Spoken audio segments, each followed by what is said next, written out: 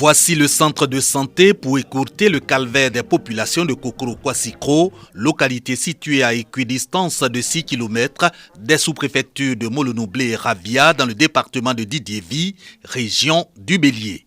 Une piqûre de serpent ou bien de choses, on était obligé d'aller à Moulounou. Nos parents n'ont plus à se déplacer, aller à Ravia ou bien à Moulounou pour se faire soigner. Mais les premiers soins pour être pris en compte ici. Cette joie parce que le dispensaire de Kokoro-Kwassikro n'attendra pas la construction par le conseil régional du Bélier du logement de son personnel pour ouvrir. Une maison intermédiaire offerte par les populations est immédiatement habitable. La direction départementale de la santé s'active à y déployer un infirmier. Quant aux équipements biomédicaux, le président du conseil régional assure que le financement sur le budget 2022 est déjà bouclé et seront livrés dans un mois. Un engagement à rapprocher la santé des populations. Il n'y a de développement qu'avec les hommes et des hommes en bonne santé. Le gouvernement dans sa politique veut qu'il y ait un centre de santé tous les 5 km, que les populations n'aient pas à se déplacer sur de longues distances. Et c'est répondant à cela que le conseil régional du Bélier a construit ce centre de santé pour les populations, non seulement de ce village, mais tous les villages aux alentours. Et donc nous appelons toutes les populations à fréquenter ce centre de santé.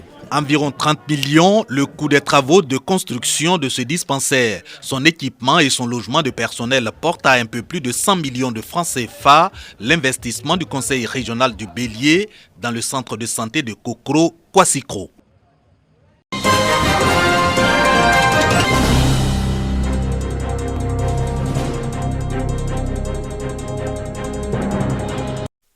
Du matériel didactique et des fournitures de bureaux destinés respectivement aux écoles primaires publiques et à l'inspection de l'enseignement préscolaire primaire de Tahabo.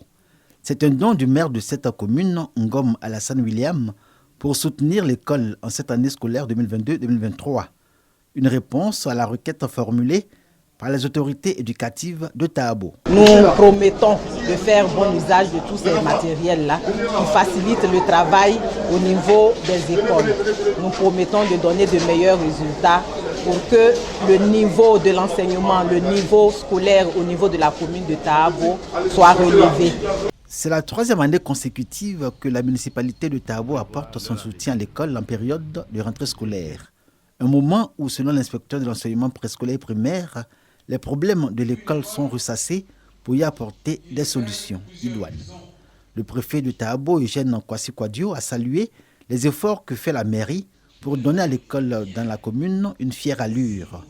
En marge de la remise de matériel didactique et fournitures de bureaux, 72 élèves, désignés comme les meilleurs des 5 collèges et lycées que compte Tahabo, ont obtenu une récompense et 80 autres, issus de familles démunies, ont reçu des kits scolaires. Nous attendons beaucoup de ces enfants-là, c'est pour ça que nous nous sacrifions pour les aider. Les élèves doivent comprendre qu'ils vont à l'école pour eux-mêmes, pour leur émancipation. La mairie de Tahabo, à travers son premier magistrat, a réaffirmé son attachement à la formation et à l'éducation. À son honneur, les excellents résultats à l'entrée en 6e. Et pour soutenir les parents d'élèves, des prises en charge, selon le maire, seront offertes. Montant total 10 millions de francs CFA.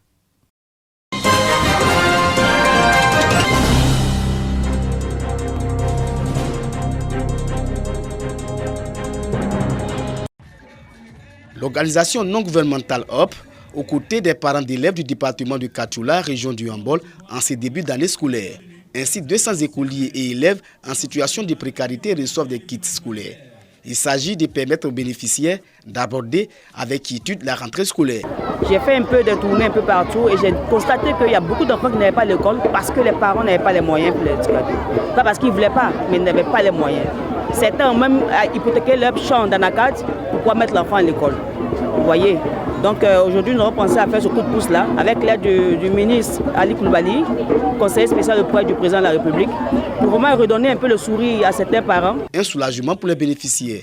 Grâce à vous, nous rentrons à la maison les mains chargées de présents. Nous, enfants de Katiola, vous promettons de bien travailler et d'être les meilleurs dans nos écoles. L'autorité administrative et le représentant du parrain, Ali Koulibaly, encouragent l'initiative. La population de Katoula, elle est constituée essentiellement d'une population agricole. Mais lorsqu'on fait des dons de cette valeur-là, on ne peut que s'en réjouir. La distribution des kits scolaires de l'ONG HOP dénommée la Grande Rentrée de l'Espoir des écoliers et élèves de Katoula est à sa première édition.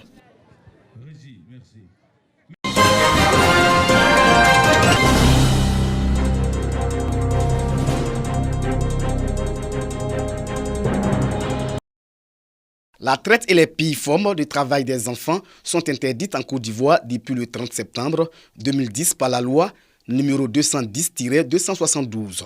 En plus de cette loi, il existe des politiques et stratégies pour éradiquer le fléau. En dépit des efforts, ces instruments développés pour mettre fin au travail des enfants, plus singulièrement dans la chaîne de production du cacao, sont méconnus et très peu vulgarisés auprès des communautés. C'est quoi le travail des enfants? Dans quel cadre on parle du travail des enfants? Et au niveau de la Côte d'Ivoire, il existe des mécanismes réglementaires qui existent. Il faut que ceux-là puissent les comprendre, puissent les savoir, de sorte à ce qu'il n'y ait plus de confusion. Dans son combat de lutte contre le travail des enfants dans la cacaoculture, aux côtés de la première dame Dominique Ouattara et du gouvernement ivoirien, l'ONG internationale Save the Children multiplie les initiatives à travers des projets. Le projet Cacao permet de renforcer les capacités des acteurs sur le terrain. À Daloa, les chefs des villages et de communautés sont formés sur les lois et politiques interdisant le travail des enfants. L'engagement de Save the Children en Côte d'Ivoire et de ses partenaires est de lutter contre ce phénomène et cela se traduit par plusieurs projets de rémédiation contre le travail des enfants dans la cacaoculture aux côtés de l'État de Côte d'Ivoire. À l'an 2022, là, on va envoyer les enfants au champ. Pourquoi faire? Sa place va être à l'école et puis être instruit. Pour une meilleure appropriation de ces lois et politiques par les communautés, l'accent est mis sur la sensibilisation. Sur les instructions du gouvernement quant à l'interdiction du travail des enfants dans la cacaoculture, nous veillons à ce que les chefs de village, les chefs de communauté appliquent ces décisions gouvernementales au niveau des différentes plantations, des champs de café et cacao. Lancé en décembre 2020, le projet Cacao est exécuté dans les départements de Daloa et Vavois. Ce projet de Save the Children est financé par le département américain du travail.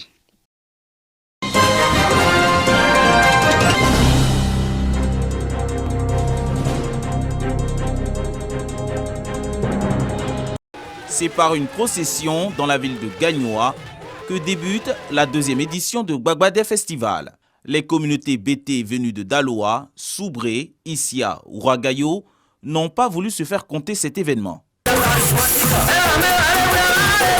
Gbagbadé, tonnerre en langue BT, met en lumière les us et coutumes du peuple BT.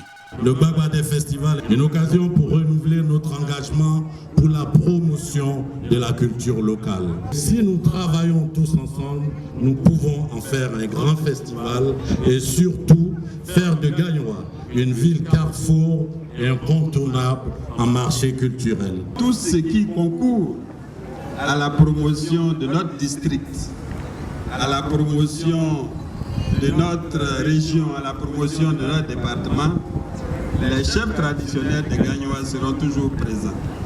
Grand moment de réjouissance à travers des danses de la région. Foire commerciale, concours culinaire pour valoriser des mets typiques au peuple BT.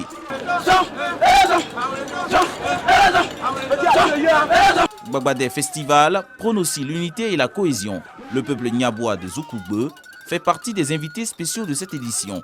Plusieurs autorités, dont Fofana Lassina, préfet du département, ont tenu à féliciter les organisateurs pour leur engagement. En plus de contribuer à notre bien-être social et économique, les activités culturelles nous rassemblent dans toute notre diversité.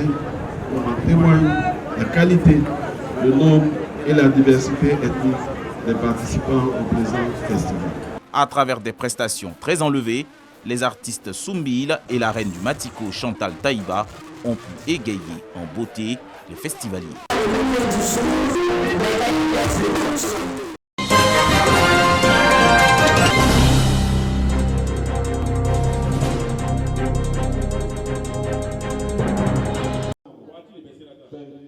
La communauté musulmane de Congo prépare activement la célébration du Maouloud 2022.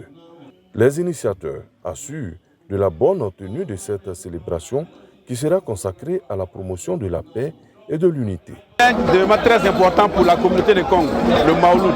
Vous savez que Congo est une terre sainte, c'est une terre musulmane et l'anniversaire de notre prophète, Père Bisosuri, est une occasion de retrouvailles, est une occasion pour parler de Congo, de parler de développement. Pour le Maouloud 2022, plusieurs talibés et fidèles musulmans viendront des 4 coins du pays.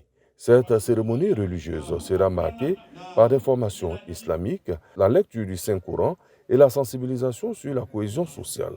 Les croyants auront droit à des causeries religieuses axées sur la vie et l'œuvre du prophète Mahomet.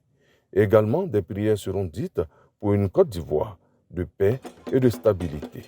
La célébration est prévue dans la nuit du 8 au 9 octobre 2022.